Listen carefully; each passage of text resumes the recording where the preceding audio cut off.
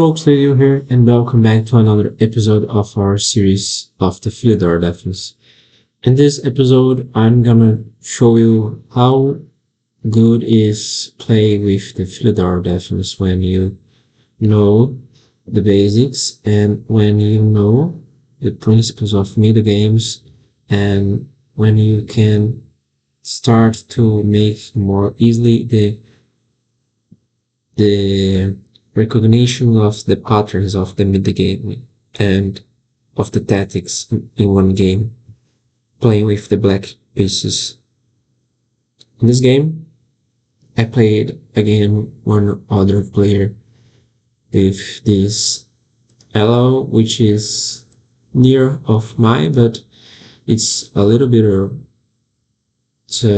more higher than my elo, but the engine gives 78.5% for him and 87.4% for me.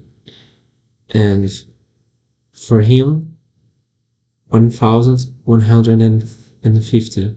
And for me, 1,350. So it was one excellent game, and I bring it because I didn't make any blunder, any miss, and any mistake. Only two inaccuracies, but well, it's just impossible, I think, when you are one human playing chess, you always will make some inaccuracy. So let's take a look. In this game, he started with the King's Indian attack. So I started to play the Philidor defense. He continues to develop the Philidor defense, the King's India attack. And I started to develop with the same order of the movies, the black pieces, trying to make one develop like the Philidor defense, making the same moves in all the game, in all the opening. So knight c3, knight f6, d3, bishop e7, and knight d5, and knight of b in d7. So knight captures, and now I capture.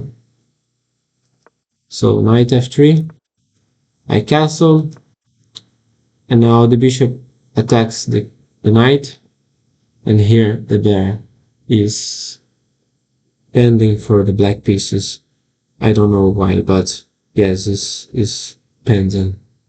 So a6, now he captures the other knight, and now I'm gonna see one fight with the pair of bishops and against the other one bishop and one knight. So he castles, and I think which I can advance this pawn to make some troubles against this other bishop.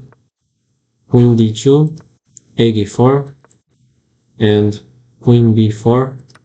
So I capture because I think which I can't. I can go with this pawn for here, but if I capture here, well, if I go to here, I just will see this bishop going to here, which is not good. But he captured with this other pawn. c6, d4, and now attacking the knight. Now here I look at the knight and see, hey, now the e4 square is weak. So I attack it, and now the pawn is attacked. So I just reinforced this pawn, creating one pawn chain, and now my bishop can go out of the attack of the rook gain one tempo in this queen. So e3, bishop e7, queen c3, a5, and now knight b3. So my dream was, well, my dream has become reality because now I can just put my bishop here, which is my plan with this pawn. Let's put this guy here and put this guy here. So doing this queen is completely trapped because all these other squares are completely attacked by my other pieces, my other pawns. They are very strong in my chain. So in pawn chain, it's very strong. So here, I think which we can do something to attack this king, but first I need to take this queen. And now I attack, and he look, and 80 seconds after, he sees that the queen is completely trapped, and he just advanced the other pawn. I captured the queen. Now he captures the bishop, and now I activated my bishop here because I really want to put this bishop in one square, trying to confront this other bishop. So rook f4. The option is attack my bishop and make some double rooks in this f column.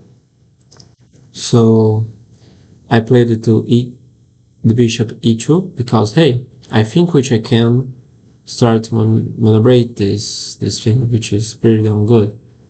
So if I just put the bishop here, he can capture with the bishop, and I recapture with the pawn, and he will recapture with the rook, and I just lose material. So I have a lot of material, but I don't want to lose material by this way because it's not good.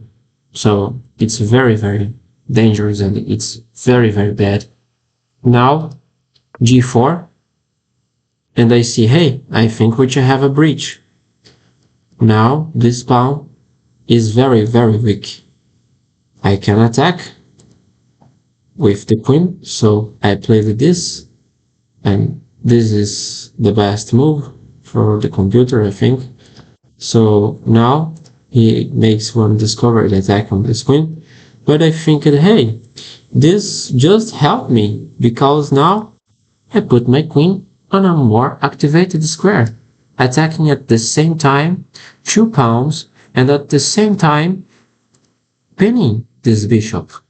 And I think that, hey, this is pretty damn good. I accept, bro. So now he makes the rook goes out. So now the threat is to make this guy capture my bishop. But now I captured now this bishop, so I think that, hey, I think we have a very good option here. I just put the bishop here, and I think that, hey, I have a lot of problems because I really need to make this queen goes here, but he still have one rook here, and he still have one activated knight and other rook, which can came and make some comforts. But I think it's not a problem. It's not a problem if I make the correct decision. So the idea here is maybe put this guy here, and now the knight could be activated going to here. But if the knight goes to here, my idea is to think, so I can capture this guy. Remember, he can capture this bishop with the bishop because it's completely pinned. So he can capture the rook, and he capture with pawn. And if he capture with the pawn, he can came with the rook, but it's too late because I just used the pawn to apply on checkmate. Completely, the bishop is completely pinned, and the king is just unsafe on this square. So I just think that, hey, you can help me, right? I can capture this pawn, but the idea here is just maybe advance this pawn in the future. If this don't work, the plan B is advance this pawn or this pawn, open a little breach for my king, and bring this rook maybe for here to support the advance of this pawn of the G column, or maybe to, well, AG8, because AG8 it's a very good column, and I can, I don't know, I think which I can double the rooks, bring maybe this rook and maybe the other rook here, the rook of the A column. So it's a very good game, and I think that, hey, this was a very interesting game. So, well, this is the game. The other one game is this game against one other guy, 900, so 600 against 900. Hello. And it was a very good tactics, because I really think that, hey, I think which I need of little some a little think, a little look. He starts with e4. I played e5, knight c3, and d6. This is one Vienna game, but it's very similar to the Philidor defense. So I think that this is not a problem, because it's the same family of openings. And knight of g in e2, knight f6, d4, e captures d4, the exchange variation. But now I see and I look at it, and this is a Pyrrhic defense. So the knight captures. Now I put out the bishop of the f8 square. So he came back with the knight. I start to protect my king. g3, c6. The idea is try to start to limitate this knight, and at the same time, in the future, makes some advances with this g pawn, or with this d pawn. Well. So now he start the fianchetto, he finished the fianchetto, bishop g2, bishop g4, and queen d3. So I captured the knight, because the light square bishop is not good sometimes in this defense. And now queen e2, now capturing. So I put the rook here to start to attack the king, and at the same time the column of the queen where it's are. Oh. So the bishop, the second idea is to bring the bishop here, and now he castles, bishop f8, rook e1, knight of b in d7, b3, and e5. So at this time I think that, hey, this is not a good game. He has doubled in the e column, so I think that, hey, I have a little bad problem.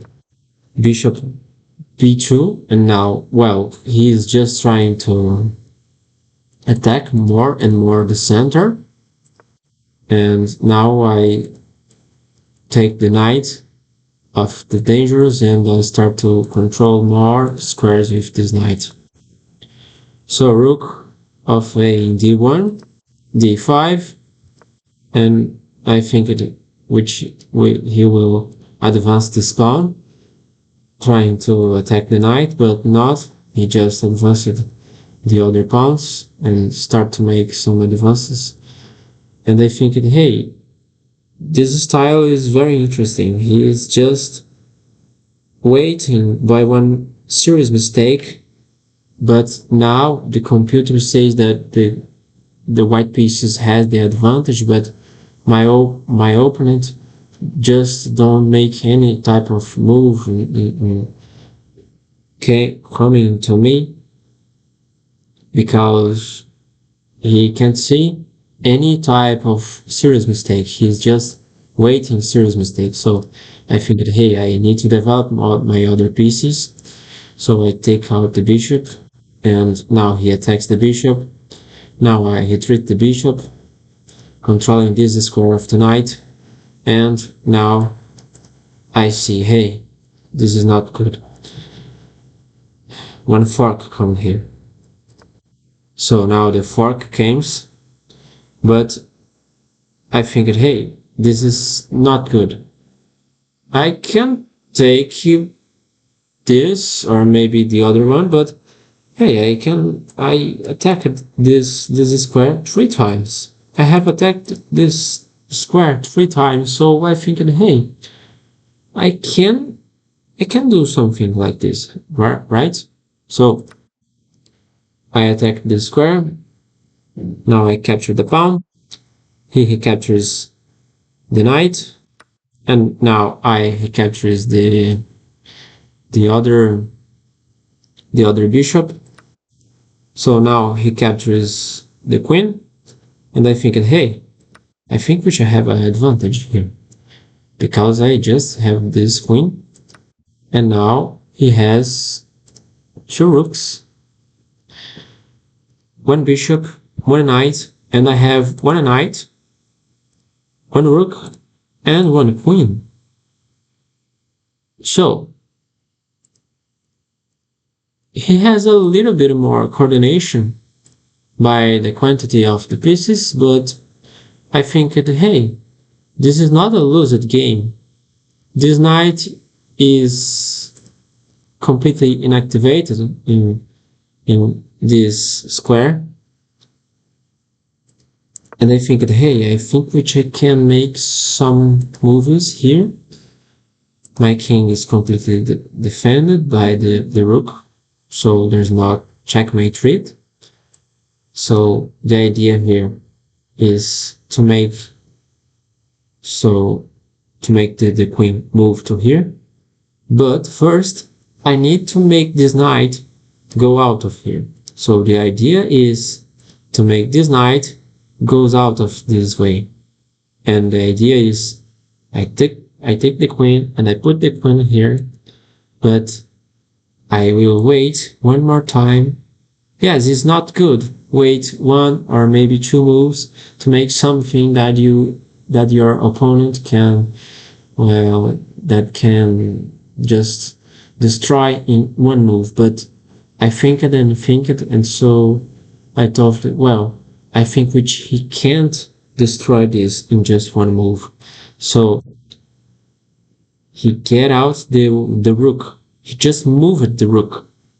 And I figured, hey, the 2 rooks are connected, but they are in the same equi. They are in the same equi. So I figured, hey, a6, giving just a little brief to my king.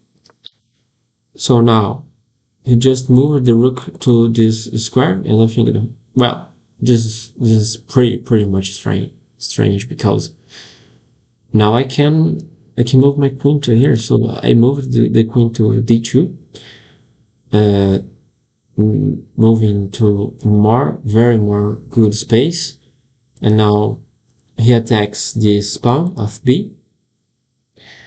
But now the idea here is that rook d8 can go to here, and at the same time make this score more strong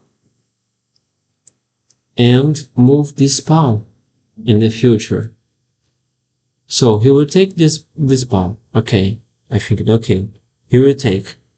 But if he captures this pawn, he will menace my rook. I just attack with the rook, and now he comes to the same square. And I think that, hey, if he comes to this square, I can just make some type of moves. Well, I don't know. I can make this, and these two squares are my squares. And he moved it to this pawn to here, and I think that, hey, I think we should have a good option here. But, well, the time, well, I lose the game by the timeout. But if I move this rook to here, so if I move this rook to here, he can go to here. He will take the rook, and so if he take the rook, I'll take this guy. And if I take here this rook, now he needs to put the bishop. He needs to defend with the bishop. And now it's my time to attack.